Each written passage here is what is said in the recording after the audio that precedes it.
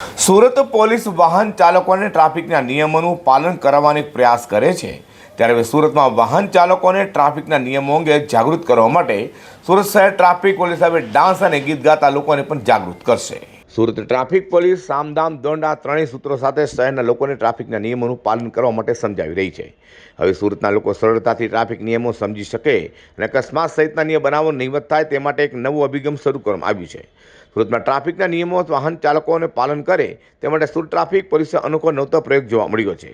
સમગ્ર ગુજરાત રાજ્યમાં સૌ પ્રથમવાર નવતો પ્રયોગ કરાશે, જેમાં હવે ટ્રાફિક જંકશન પર ટ્રાફિક બ્રિગેડ જવાન ડાન્સ કરતા, ગીત ગાતા અને ડાયલોગ બોલતા પણ દેખાશે।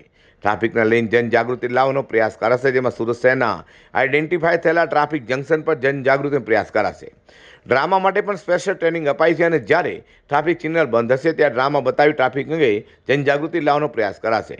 ટૂંક સમયમાં ટ્રાફિક જંકશન पर आ रही जनजागृति જોવા મળશે। हमारे जवान सूरत के हर चौराहे पर तुम पर नजर बनाए हुए हैं, समझे?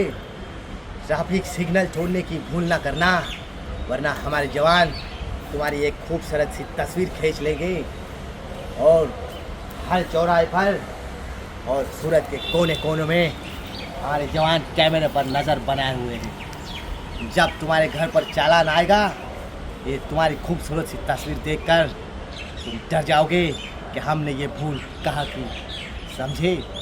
सुरक्षा नियमों का पालन करें।